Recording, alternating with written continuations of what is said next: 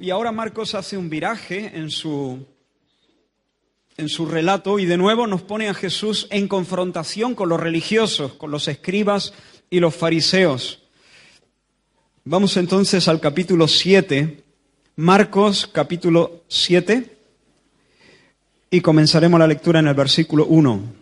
Se juntaron a Jesús los fariseos y algunos de los escribas que habían venido de Jerusalén, los cuales, viendo a algunos de los discípulos de Jesús comer pan con manos inmundas, esto es, no lavadas, los condenaban.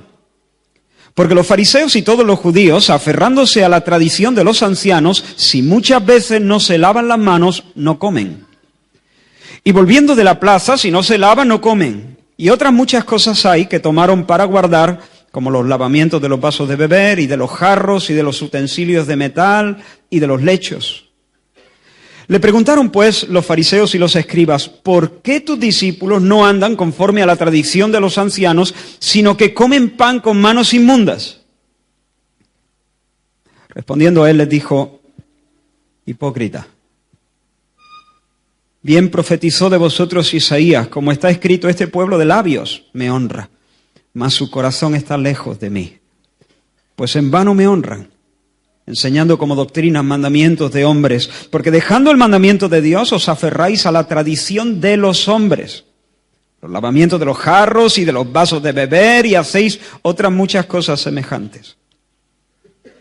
Les decía también, bien invalidáis el mandamiento de Dios para guardar vuestra tradición, porque Moisés dijo, honra a tu padre y a tu madre, y el que maldiga al padre o a la madre, muera irremisiblemente. Pero vosotros decís, basta que diga un hombre al padre o a la madre, es corbán, que quiere decir mi ofrenda a Dios, todo aquello con lo que pudiera ayudarte, y no le dejáis hacer más por su padre o por su madre, invalidando la palabra de Dios con vuestra tradición que habéis transmitido. Y muchas cosas hacéis semejantes a estas. Y llamando así a toda la multitud les dijo, oídme todos y entended. Nada hay fuera del hombre que entre en él que le pueda contaminar.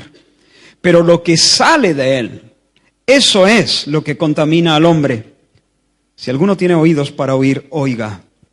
Cuando se alejó de la multitud y entró en casa, le preguntaron sus discípulos sobre la parábola. Él les dijo, ¿también vosotros estáis así sin entendimiento? ¿No entendéis que todo lo que de fuera, lo de fuera que entra en el hombre no le puede contaminar porque no entra en su corazón sino en el vientre y sale a la letrina? Esto decía haciendo limpios todos los alimentos. Pero decía que lo que del hombre sale, eso contamina al hombre. Porque de dentro, del corazón de los hombres, salen los malos pensamientos, los adulterios, las fornicaciones, los homicidios, los hurtos, las avaricias, las maldades, el engaño, la lascivia, la envidia, la maledicencia, la soberbia, la insensatez. Todas estas maldades de dentro salen y contaminan al hombre. Hermano, en estos 23 versículos se contienen verdades que pueden revolucionar toda nuestra vida y pueden traer verdadera libertad a cada persona que está bajo este techo. Y pueden traer no solo libertad, sino verdadero descanso. Y si yo supiera que esta tarde debo abandonar el mundo, seguiría con mi plan de exponer este texto. No cambiaría de tema, sino que pediría al Señor que me diera gracia, valor, claridad, pasión para exponer lo que quiero exponer, las verdades contenidas en este texto. No nos podemos detener en muchos detalles, pero queremos ir al meollo.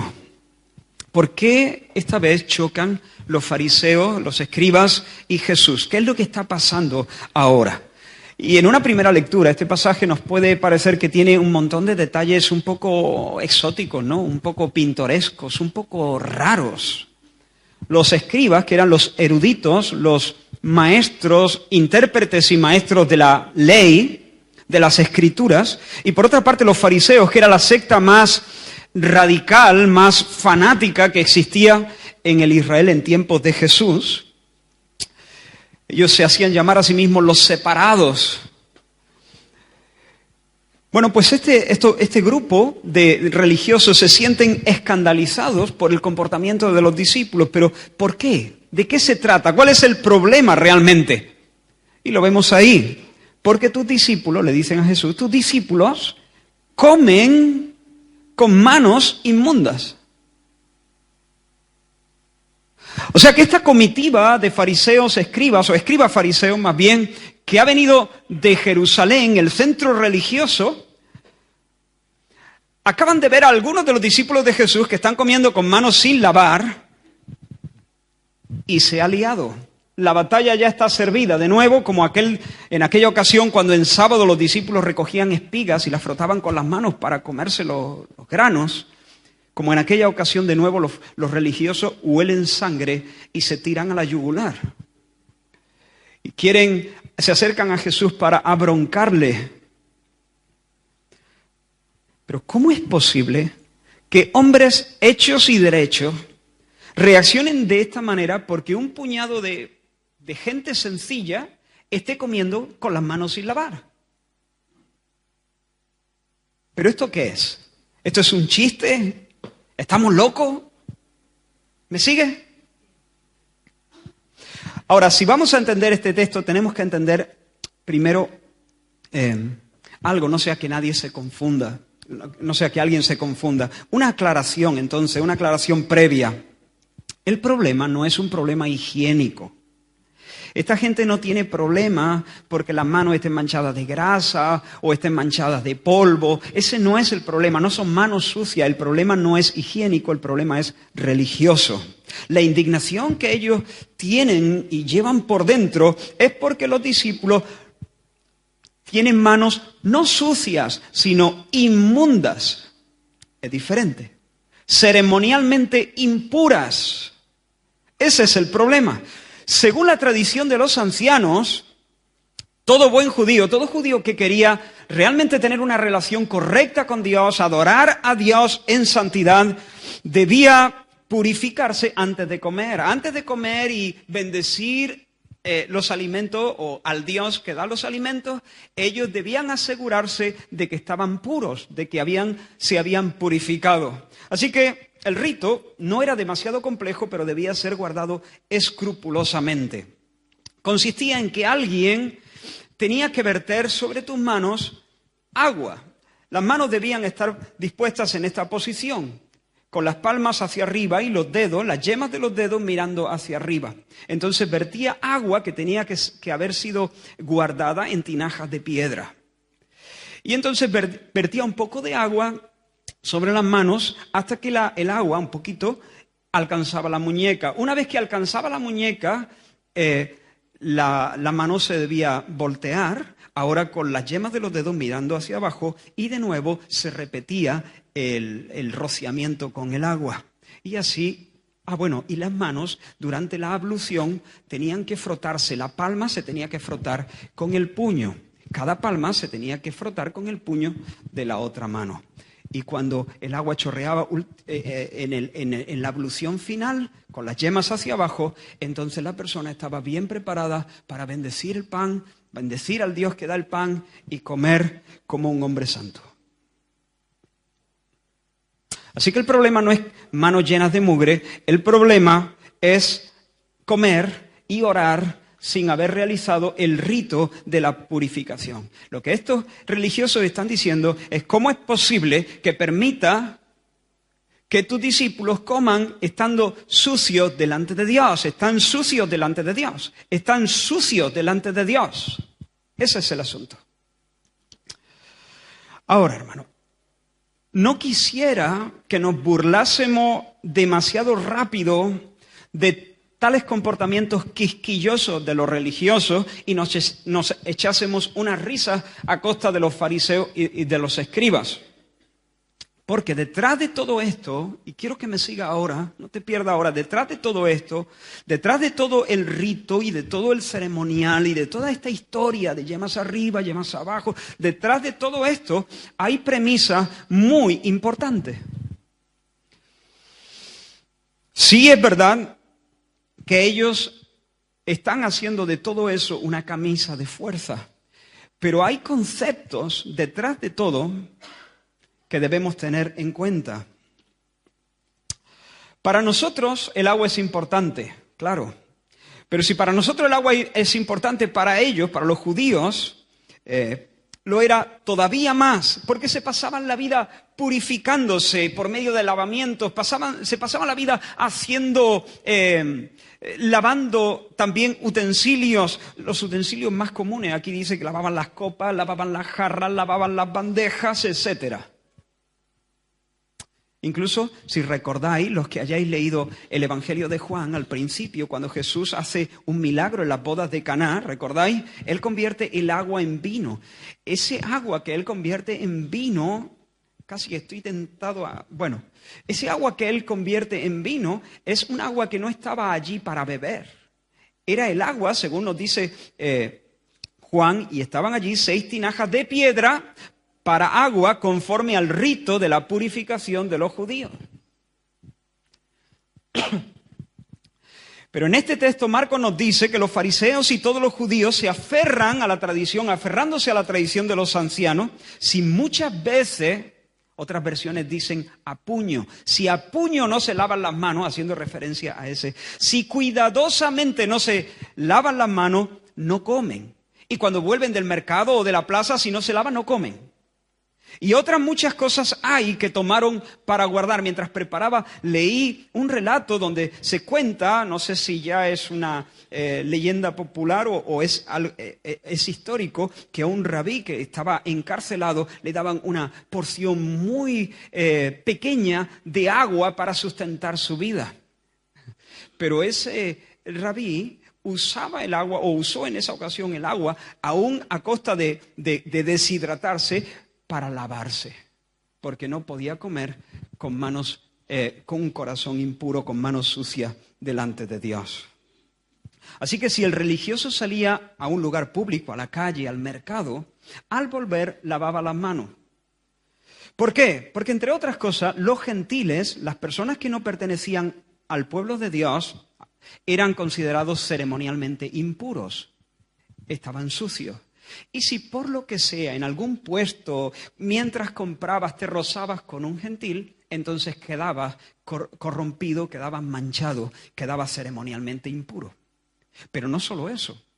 Si por un casual tú tocabas una vasija que fuese de un gentil, igualmente quedabas también manchado. Y aún más, hasta tocando a un judío perteneciente al pueblo de Dios, podías contraer mancha y corrupción. Porque si ese judío en alguna esquina se había encontrado y se había tocado con un gentil, o si había tocado una vasija de un gentil y ahora te tocase a ti, no daba lo mismo que fuese judío, sino que la corrupción pasaba a ti. Por eso al comer, antes de elevar la oración, ellos se tenían que asegurar de que no había corrupción, de que no había vileza. Ahora, he dicho que hay premisas importantes detrás de todo esto. ¿Qué hay detrás de este riguroso programa de purificación? ¿Qué hay detrás? Pues hermanos, hay detrás verdades que no debemos ignorar.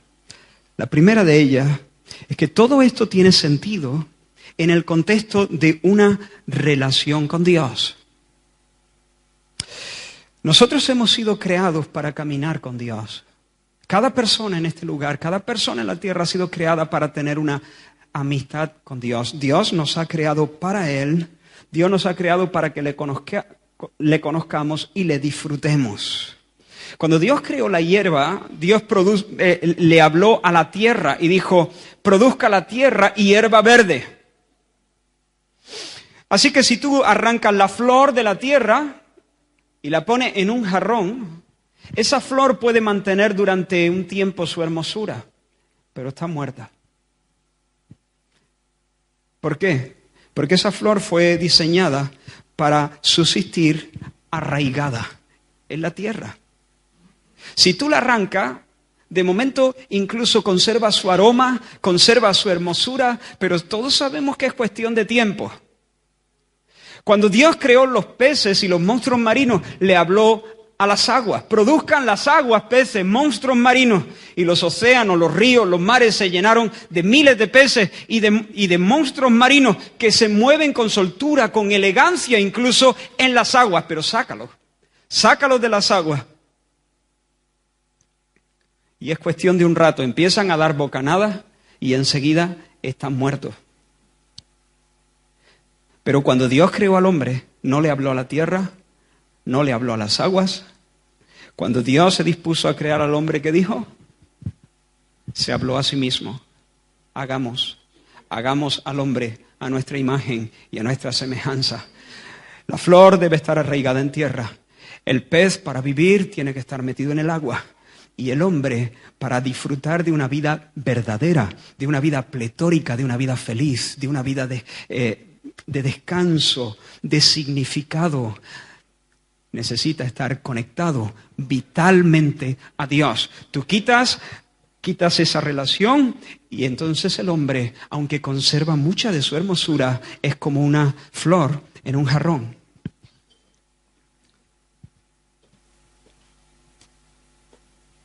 Hemos sido creados para caminar con Dios.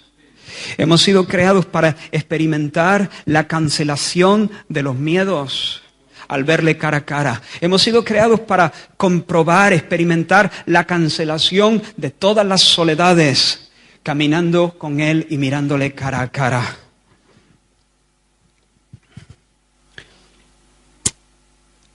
Pero si nos apartamos de ahí, aunque todavía conservamos parte de la imagen de Dios, ya hemos comenzado un proceso de decadencia y de muerte. Ahora, Dios es santo. ¿A qué viene tanto lavarse? ¿Cuál es el asunto? ¿Por qué tanto lavarse? Porque necesitamos relacionarnos con Dios. Necesitamos relacionarnos con Dios. Si yo no estoy a bien con Dios, estoy frito. No puedo vivir. Solo existo, pero no conozco todavía la vida de verdad, la vida abundante. Pero no solo eso, es que Dios es santo. Y el santo, por su virtud intrínseca, está absolutamente separado del pecado. Su justicia, su virtud brillan con tanto fulgor que Dios siente un infinito desagrado, una indignación ardiente contra todo lo que esté torcido, lo que sea feo, lo que esté en desorden, lo que lleve la semilla del mal. Hermanos y amigos, Dios es limpio y odia las manchas. Dios es limpio. Esa es una de las verdades más preciosas que nosotros podamos considerar. Dios es puro, Dios es limpio, Dios es santo, infinitamente separado del mal, completamente dedicado a proteger su propio honor y su propia pureza. Así que no es posible tener una buena relación con Dios. Repito, necesitamos estar a bien con Dios. Pero no es posible estar a bien con Dios si estamos sucios. De la misma manera que es imposible que la estopa se meta en el fuego y no salga ardiendo. Es imposible. El fuego quema, el agua moja. Y Dios se enciende en rechazo, en ira, en aborrecimiento contra toda inmundicia. Por su propio honor, Dios no la puede soportar. Es completamente intolerante. Quiero repetirlo porque quizá algunos están diciendo, espera.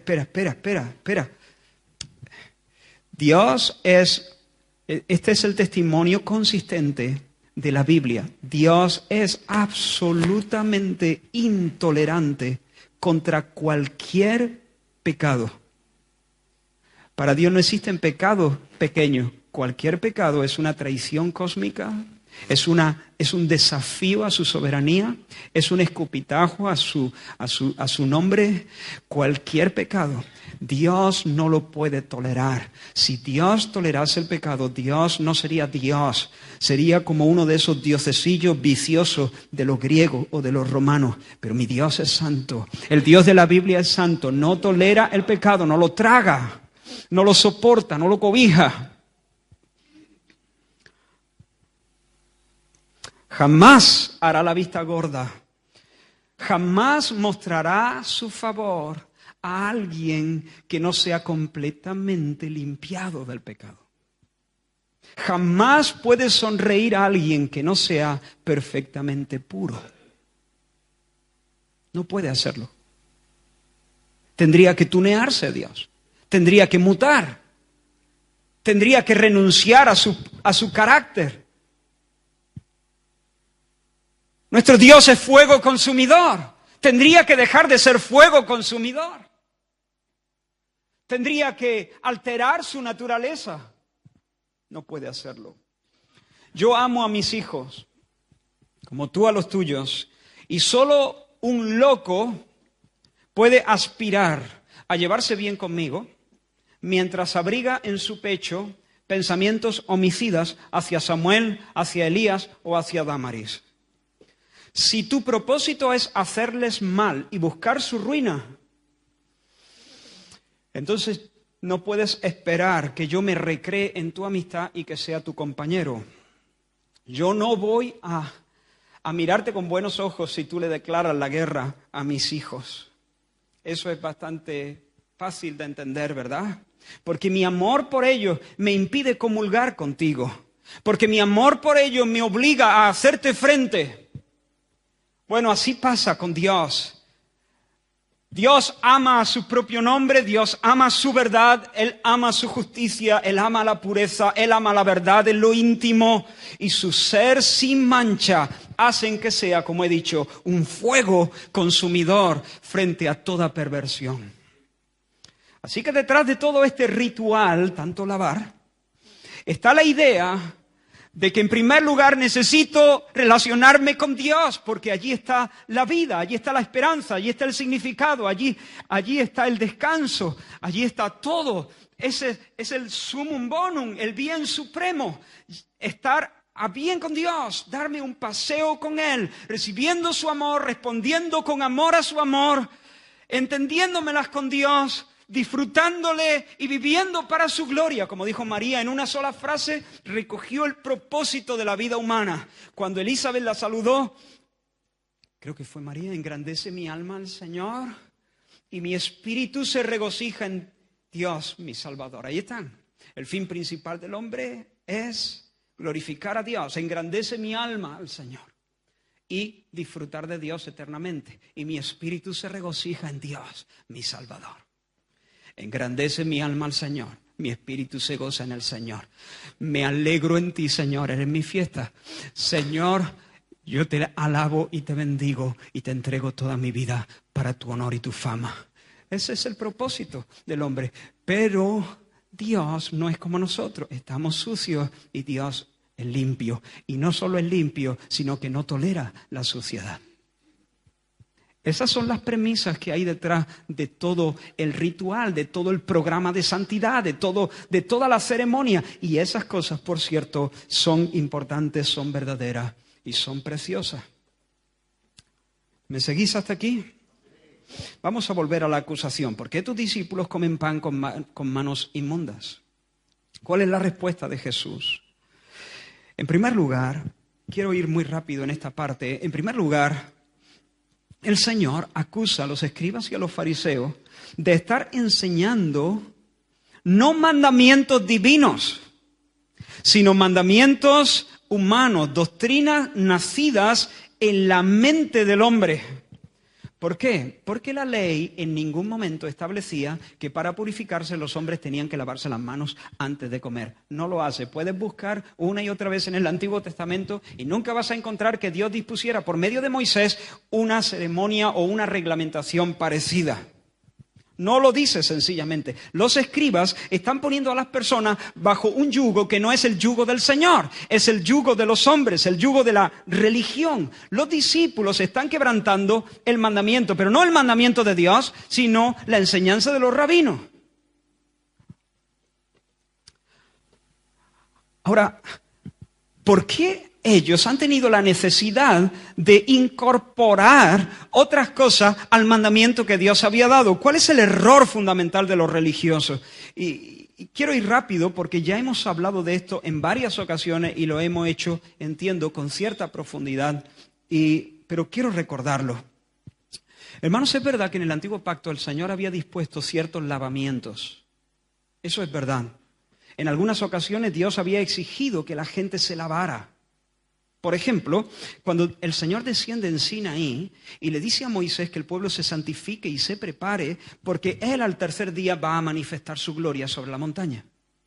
Y en ese momento el Señor dice, ve al pueblo, santifícalos hoy y mañana y laven sus vestidos y estén preparados para el día tercero. Y luego le dice, dile a los sacerdotes que también se santifiquen, los que se acercan al Señor habitualmente para ministrar, que se santifiquen para que el Señor no haga estrago en ellos.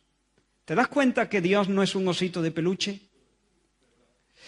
Para que Dios no haga estragos en ellos. Para que no arremeta contra ellos, para que no los deje tendidos en el suelo, dice otra versión. En otra ocasión, Dios le dice a Moisés, harás también, cuando habla del mobiliario del tabernáculo, harás también una fuente de bronce, con su base de bronce, para lavar, y la colocarás entre el tabernáculo de reunión y el altar, y pondrás en ella agua, y de ella se lavarán Aarón y sus hijos las manos y los pies. Cuando entren en el tabernáculo de reunión, se lavarán con agua para que no mueran. El tabernáculo es la tienda que Dios puso en medio del campamento de Israel. En el campamento de Israel, al norte, al sur, al este y al oeste, se disponían las tiendas de las tribus. Pero en medio del campamento, al principio, luego el tabernáculo fue sacado del campamento, pero al principio, en medio, estaba la tienda de Dios. Esto es maravilloso. Dios acampando con nosotros. Dios tabernaculando con nosotros. Dios en una tienda de campaña en este desierto. Dios viniendo a nuestro barrio. Dios viniendo a nuestro manicomio, por así decirlo. Y poniendo su tienda y su presencia allí. Ahora, eso sí, te invito a entrar. Los sacerdotes pueden entrar a tener tratos conmigo. Ahora, eso sí, que se limpien las manos y los pies para que no mueran.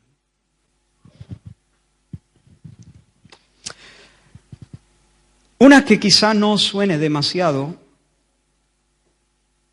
y me pensé mucho incluirla, pero creo que sí puede ilustrar bien la idea que está detrás de todo esto. En Levítico 15 se da una instrucción también muy curiosa quizá. Dice, cuando el hombre tuviere emisión de semen, esto es una eyaculación. Cuando el hombre tuviere emisión de semen, lavará en agua todo su cuerpo y será inmundo hasta la noche. No me voy a detener en explicar por qué creo yo que esta ordenanza fue dada a Moisés. Pero había otro tipo de cosas. La ropa que era manchada, una mujer durante el periodo de su menstruación y otro tipo de regulaciones donde el Señor mandaba que las personas se lavaran.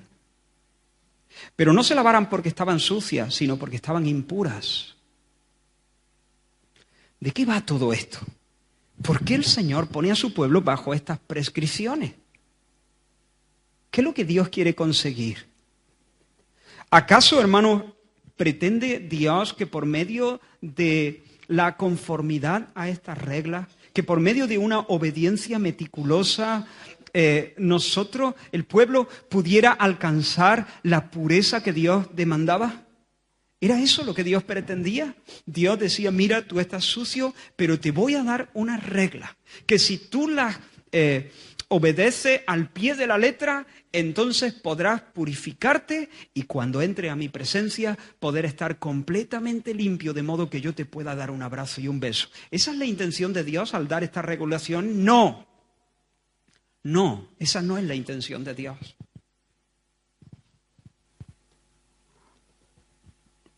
¿Qué pretendía Dios? Pues hermanos, sencillo.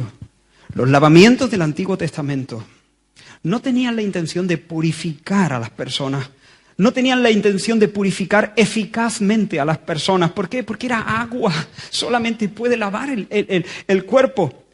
Pero tenían el propósito de infundir, de grabar en la mente, de atornillar en el corazón la realidad de que Dios es un Dios santo, limpio, que aborrece la mancha y en segundo lugar, la realidad de que estamos por naturaleza manchados, sucios y necesitados de piedad, de misericordia y necesitados de limpieza. Eso es lo que Dios quería, que el pueblo comprendiera a base de toda esta dinámica de ritos y de ceremonias y de lavamientos y de abluciones y de sábados y de días de fiesta y de regulaciones alimenticias. Todo el sistema ceremonial estaba ideado para eso, para que comprendiéramos la santidad de Dios, nuestra pecaminosidad, nuestra necesidad de perdón y nuestra necesidad de salvación y de un Salvador. Pero hermanos, el error de los judíos fue pensar, dejar de entender el propósito de todas estas cosas. Y ellos empezaron a ver todas estas ordenanzas como un camino de salvación, como la propuesta de Dios para la autopurificación. Y eso es la esencia de lo que llamamos legalismo. El legalismo es esa manera de pensar en base a la cual nosotros vemos las normas que el Señor da, las normas de conducta bíblicas, como reglas que tenemos que obedecer por nosotros mismos para alcanzar el bien hecho de Dios, para alcanzar el favor de Dios, para que Dios nos acepte. El legalismo es ese intento de ganar y de mantener nuestra salvación a través de nuestro compromiso y de nuestra obediencia. ¿Qué pasa con esto? Que cuando uno ve así los mandamientos, las ordenanzas, las normas de conducta de Dios, cuando uno empieza a asumir una religión de ese tipo, inevitablemente uno tiene que empezar a regular todo eso, a regular las ordenanzas. ¿Por qué? Porque tienes que asegurarte que estoy cumpliendo. ¿Cómo sé yo que estoy cumpliendo? Tengo que delimitar el mandamiento. Y entonces se van añadiendo mandamientos al mandamiento inicial. Por ejemplo, vale, ok, lo entiendo, tengo que lavarme. No puedo fallar porque de lavarme depende mi relación con Dios. Mi salvación depende de mi obediencia a esta norma. Tengo que lavarme, así que decido que tengo que lavarme. Pero ¿cuántas veces? ¿Cuántas veces tengo que lavarme? Uy, me pongo nervioso porque ya Dios no me ha dicho cuántas veces tengo que lavarme.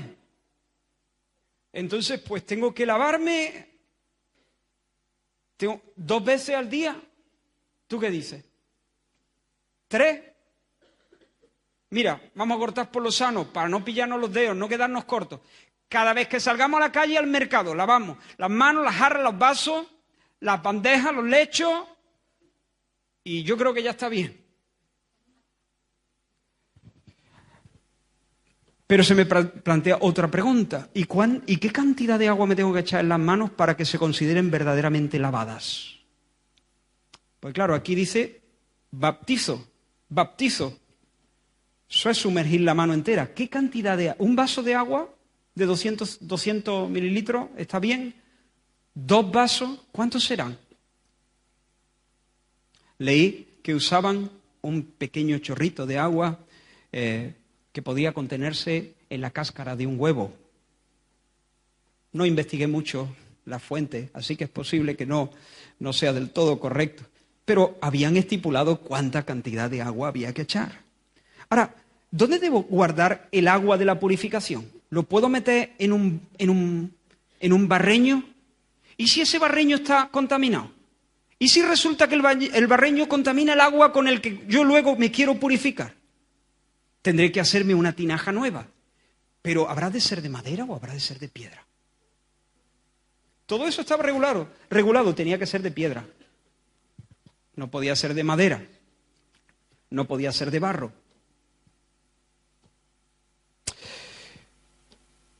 Pero bueno, vale, vasijas de piedra.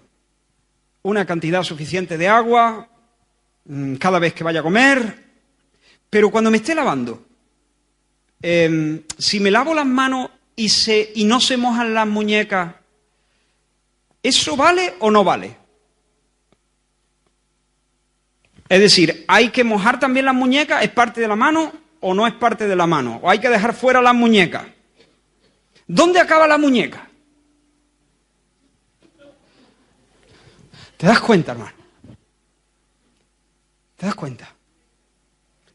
Cuando uno se relaciona con Dios en base al cumplimiento de ciertas normas, al final te metes en un laberinto. Y no solo eso, esto es más oscuro que todo eso, porque eso es un agobio. Pero si eso fuese lo único que es un agobio, bueno, pues no hay problema, nos agobiamos. Pero es que es más oscuro que eso. Es que esto promueve el orgullo. Porque Dios y su gracia es desplazado para colocar el ego y sus conquistas, el ego y sus méritos. Y allí va el hombre que ha conseguido lavarse todas las veces que se propuso, con la cantidad de agua exacta, su tinaja es de piedra, además es de piedra de la buena, se moja siempre las muñecas, y va con el rostro erguido, porque ahí va el campeón de la justicia, el hombre santo. Promueve el orgullo. Pero aparte, nunca da descanso. No descansan nunca, porque cuando uno puede echar la cabeza sobre la almohada y decir, ahora sí, ya lo he hecho, el Señor estamos en paz, todo está bien entre Dios y yo. No, hermano, este tipo de religión no es liviano. El Señor dijo, mi yugo es fácil, pero este tipo de religión, esto es un tanque en la solapa. No hay quien lo aguante, pesa demasiado. Porque nos impulsa a ir implementando requisitos, regulaciones, métodos, ceremonias que nunca traen paz a la conciencia. Y encima nos vuelve críticos con los demás, nos hace fiscales, nos convierte en gente muy capaz de censurar. ¿Te has fijado? ¿Te has fijado hasta dónde la llegó el agua? No se ha mojado la muñeca, que no.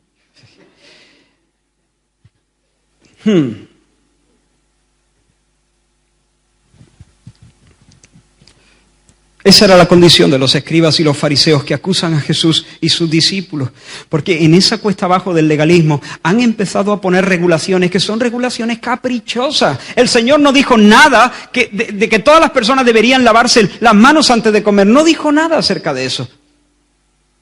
Pero ellos lo han establecido. Y es más, han llegado no solamente a poner sus doctrinas al nivel de la palabra de Dios, sino que han desplazado la palabra de Dios para colocar sus propias tradiciones. Jesús básicamente les dice, mis discípulos no guardan las tradiciones de los ancianos, vale, pero vosotros por guardar las tradiciones de los ancianos estáis desobedeciendo francamente, abiertamente a Dios. El Señor os ha dicho, y les pone un ejemplo solo, porque luego les dice, y hacéis muchas más cosas, pero esto es un ejemplo. Dios ha dicho, honra a tu padre y a tu madre. El que no honre a sus padres y a su madre, que muera. Eso sí lo ha dicho Dios. Eso es divino. Eso lleva la autoridad de la revelación de Dios. Pero vosotros, qué listillos sois, les dice. Esta sería la versión muy moderna. La Reina Valera dice, bien invalidáis. Y esa palabra bien es, no veas cómo regateáis vosotros. No vea... no sois listillos vosotros. Pero no era una inteligencia que brotaba de la virtud, sino de la mezquindad de su corazón. ¿Sabéis lo que habían hecho? Habían establecido una norma en que si tú no le querías dar a tu padre nada o a tu madre nada, ellos estaban pasando necesidad, pero tú dices, yo paso de ellos.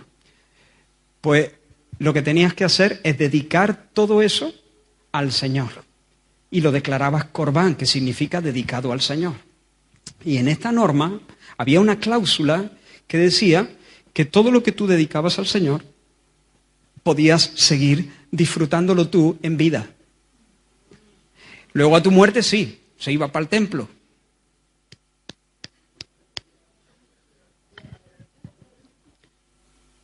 Es corbán. Papá, me encantaría ayudarte. La verdad es que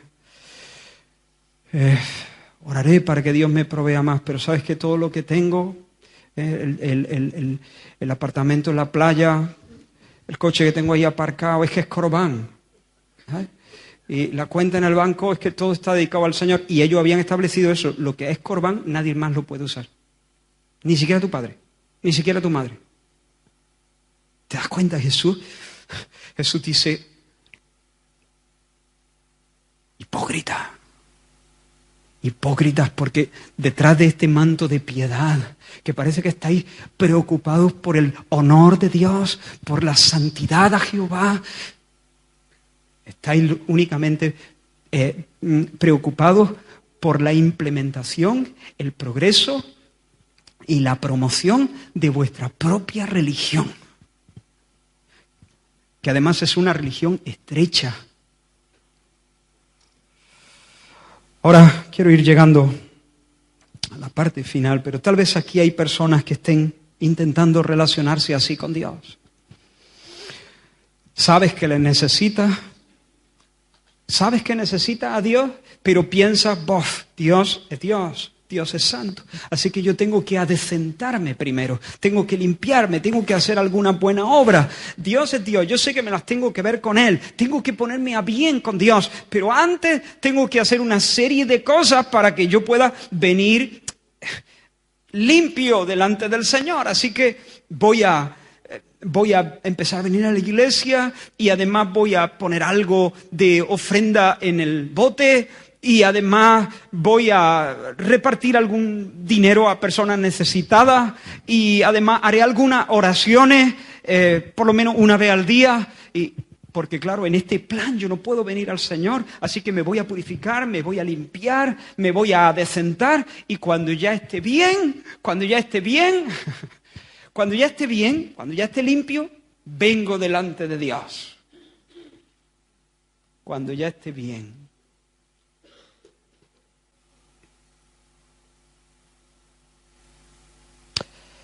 Isaías, fue Dios a través de Isaías el que dijo, todas nuestras obras de justicia son como trapos de inmundicia delante de Dios. Fíjate que no dice todos nuestros pecados. No dice nuestros pecados son, y trapos de inmundicia es una expresión fuerte. ¿Sabéis a lo que se está refiriendo ahí el pasaje? Yo creo que sí. Son paños de menstruación, lo que las mujeres se ponían durante el periodo de su menstruación. Eso no lo estoy diciendo yo para hacer un golpe aquí desagradable de efecto. Eso es lo que Dios inspiró por medio del profeta Isaías, precisamente para sacudir nuestra mente. Y Isaías no dice todos nuestros pecados son como trapos de inmundicia. No, dice nuestra justicia, toda nuestra justicia. Todo esto que tú haces para adecentarte. Y luego cuando tú vienes, tú dices, bueno, ya más o menos presentable. Cuando tú te presentas, eres todavía, y permitidme esta expresión que va al tono de la otra, un vómito delante del Señor. Todo lo que tú has hecho para adecentarse es a los ojos de Dios no da la talla, no puede tener su alabanza, no puede tener su aprobación. Estamos tan sucios como siempre, todavía más, porque hemos tenido el orgullo de pensar que nosotros podíamos purificarnos a nosotros mismos. Y en lugar de abrirnos a la fe y venir corriendo, buscando, implorando piedad al Señor, dijimos, aquí está el tío, yo me voy a purificar a mí mismo. Así que a nuestros pecados que ya teníamos, le añadimos el orgullo y la soberbia y la confianza en nosotros mismos. Todas nuestras justicias como trapos de inmundicia. Y aprovecho para decir que ninguna persona aquí en esta congregación o donde quiera que escuche este mensaje se sujete o se someta a esos maestros que insisten en que además de creer en Cristo, en que además de poner nuestra fe en Jesús, tenemos que guardar ciertas fiestas y ciertos ceremoniales y ciertas comidas. Ese híbrido entre el verdadero evangelio de la gracia y una religión de obras apesta delante de Dios. Es tentador porque te ofrece un pedestal desde el cual tú puedes exhibir tu piedad y sentirte más santo que los demás. Es tentador, pero resiste la tentación porque viene del diablo. ¿Cuál es la verdadera pureza?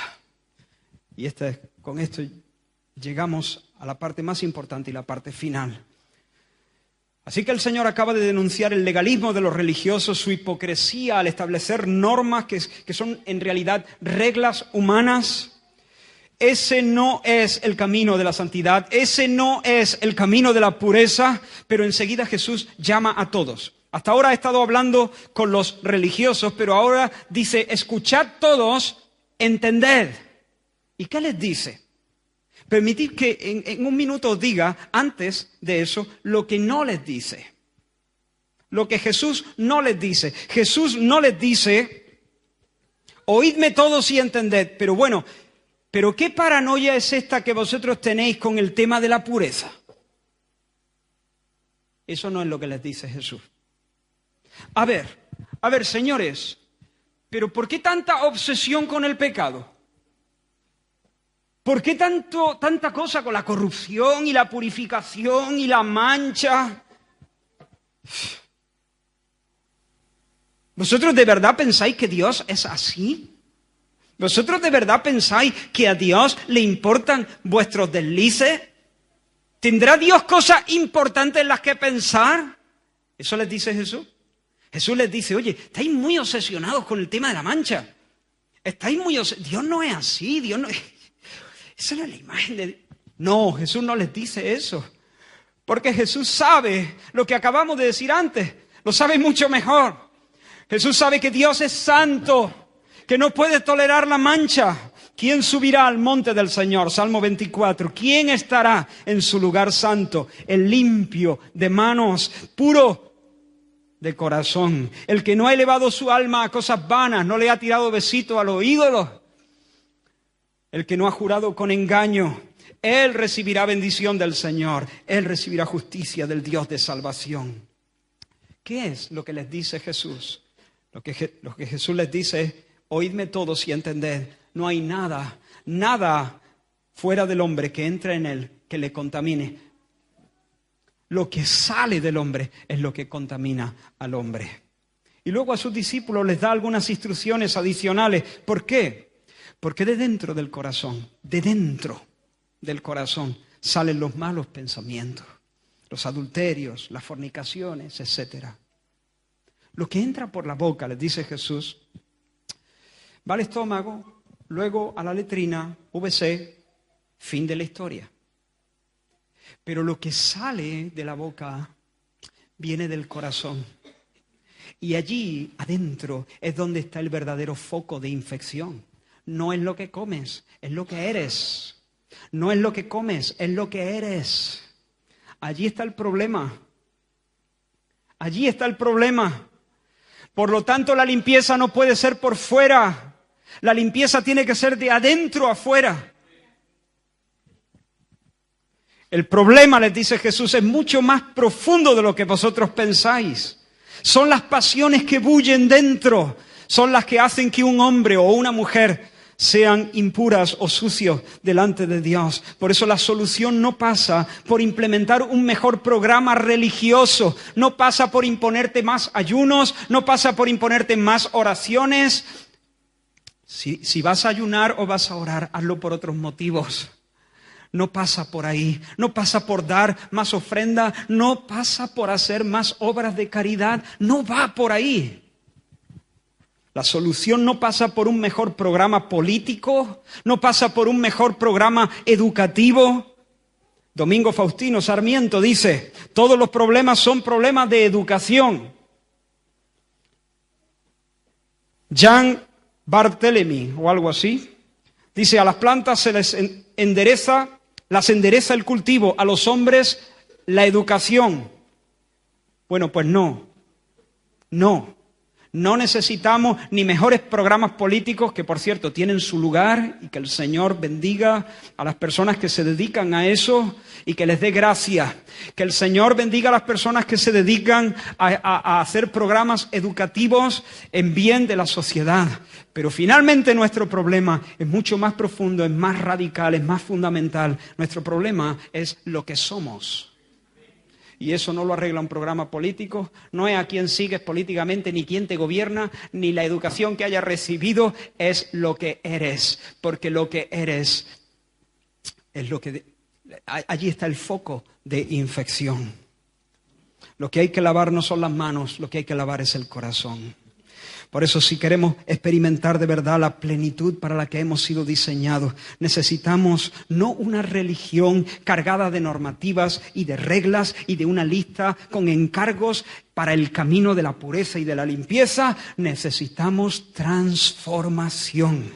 Necesitamos que Dios, si el problema es lo que soy, entonces necesito ser otra cosa. Necesito que Dios me cambie. David entendió bien su necesidad, dijo, he aquí en maldad he sido formado. En otras palabras, soy un pecador desde el vientre de mi madre. He aquí, fíjate lo que dice después, en maldad he sido formado, en pecado me concibió mi madre. He aquí tú amas la verdad en lo íntimo. Es decir, yo soy un pecador y tú eres lo contrario justamente, tú eres santo y amas la verdad en lo íntimo. Estoy en problema. Siguiente frase, purifícame. Ya está. Purifícame con hisopo y seré limpio. Lávame, pero lávame tú y seré más blanco que la nieve. Soy un pecador, tú eres santo, amas la verdad de lo íntimo. ¿Ahora qué hago? ¿Qué programa sigo? ¿Cuántas veces me lavo? No, Señor, purifícame tú, lávame tú. Porque si tú me lavas, seré más blanco que la nieve. Hazlo tú, necesito un milagro. Jeremías, el Señor por medio del profeta Jeremías había dicho a la nación, aunque te laves con lejía, amontones jabón sobre ti, la mancha de tu pecado permanecerá aún delante de mí. Si es que no es por frotarse,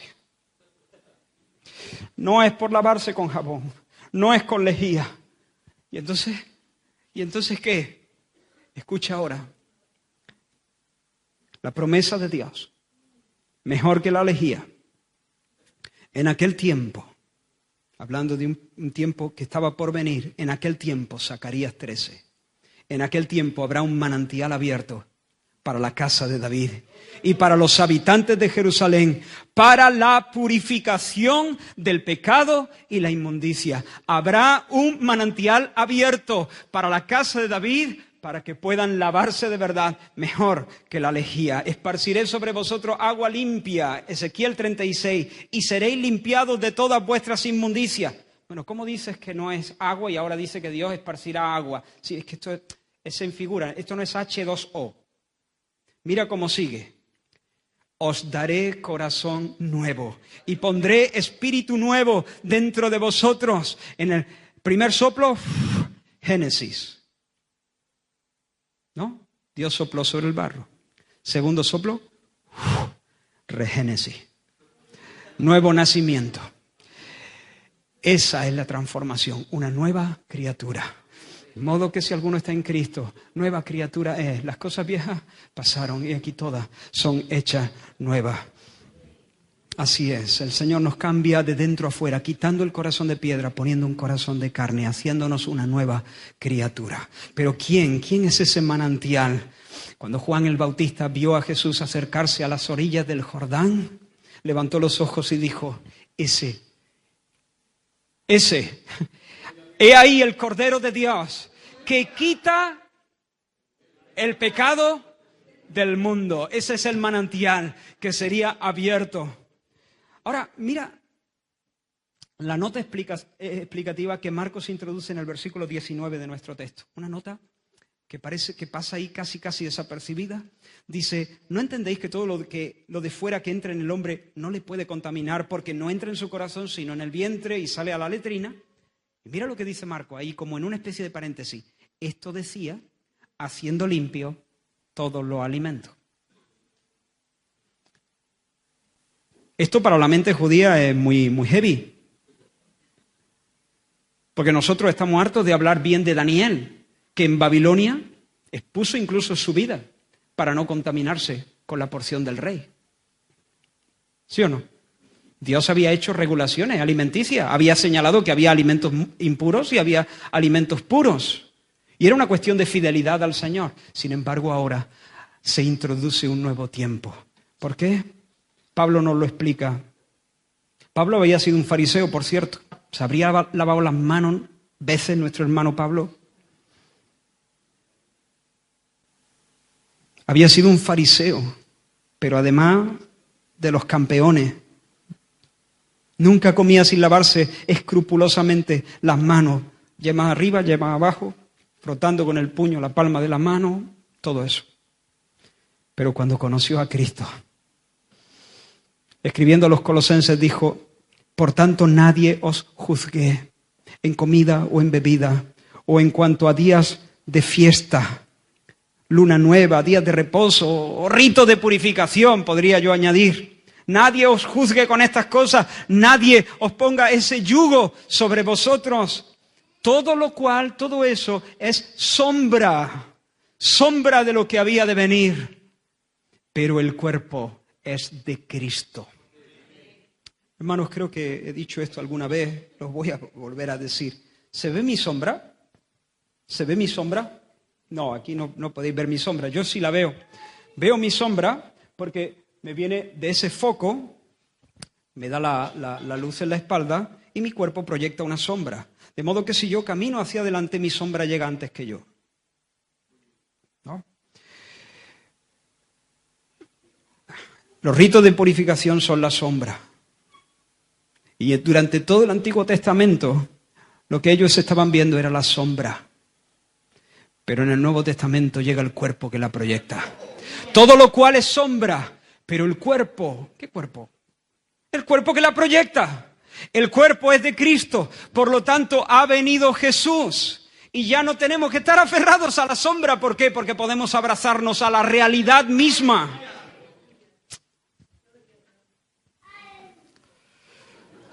Amén. Por lo tanto, termino.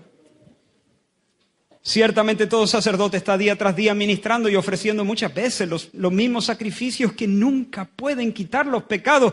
Pero Cristo, habiendo ofrecido una vez para siempre un solo sacrificio por los pecados, se ha sentado a la diestra de Dios y de ahí en adelante, esperando hasta que sus enemigos sean puestos por estrado de sus pies, porque con una sola ofrenda hizo perfectos para siempre a los santificados. Ahora, hermano, entonces, si hay alguien aquí que cuando yo estaba hablando y estaba diciendo Dios no puede tolerar algo que esté sucio, alguien a lo mejor pensó, valiente hombre, y piensa que él está completamente limpio, piensa que él, pues sí, lo pienso. Pero no me jacto de ello. La gloria es del Señor. ¿Por qué? No ha sido mi conformidad a una serie de normas. No ha sido mi obediencia a un catálogo de mandamientos de autopurificación. Cristo con una sola ofrenda ha cubierto mi pecado. Me declara totalmente perdonado. La sangre de Jesucristo nos limpia de todo pecado. Primera de Juan. Y la sangre de Jesucristo nos limpia de todo pecado. ¿Tú puedes decir esa frase conmigo? Y la sangre de Jesucristo nos limpia de todo pecado. Aleluya. Ahora,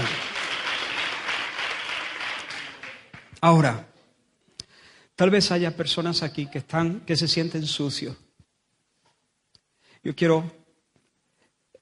Necesitas a Dios. Lo que tú necesitas y lo que yo es caminar con Dios, conocerle, entenderle, disfrutarle. Pero necesitas ser limpiado. Y quiero llevarte en este último minuto al Calvario. En el monte Calvario, Jesús fue crucificado, desnudo y lleno de cardenales, coronado de espinas, como si fuera un paria, como si fuera un desecho, como si fuese un sinvergüenza. Lo sacaron a empujones de la ciudad y allí lo clavaron. ¿Qué estaba pasando? Jesús allí, dice el apóstol Pablo, al que no conoció pecado, el limpio, el limpio, el limpio. Limpio de labios, puro de corazón, nunca tiró besos a los ídolos, nunca juró con engaño, limpio, puro, perfecto, haciendo las delicias de su Padre. Al que no conoció pecado, lo trató como a un pecador por nosotros. Por nosotros lo hizo pecado, toda la mancha, toda la porquería, todo el vómito fue puesto sobre él. Y para que veas que Dios no puede tolerar la mancha, Dios Padre lo reventó sobre la cruz del Calvario. En la cruz Jesús no fue finalmente asesinado por hombre. En la cruz Jesús soportó el juicio de Dios contra el pecado. Eso fue lo que pasó. La cruz, Dios Padre trató a Dios Hijo como si Él hubiera vivido tu vida para poder tratarte a ti como si tú hubieras vivido la suya. Y si tú te sientes sucio en esta mañana, si tú dices, yo quiero relacionarme con Dios, pero me siento sucio, yo te digo lo que el Señor nos dice. Cree en el Señor Jesucristo. Cree que Él es el Hijo de Dios. Ha vivido una vida perfecta, ha muerto en tu lugar, soportando el castigo de tu pecado. Y ahora si tú crees, Dios te declara limpio, justo, como si nunca hubieras pecado, y te recibe como a su Hijo. El mérito de Él es puesto sobre ti. Tu deuda fue puesta sobre Él, su saldo fue puesto sobre ti. Y ahora Dios te recibe como si nunca hubieras pecado. Si tú crees y te arrepientes de tu pecado, Señor, perdóname. Perdóname por haber querido vivir mi vida por mi cuenta, por no confiar en ti. Señor, perdóname por creerme yo el capitán de mi alma. Me arrepiento, me vuelvo a ti y pongo toda mi vida y toda mi confianza en Cristo, en su nombre y en su obra. Recíbeme. Dios hará lo que ha dicho que hará. Perdonará tu pecado, te recibirá y desde ese momento comenzarás a poder andar en paz con Dios, sin que haya cosa entre tú y Él.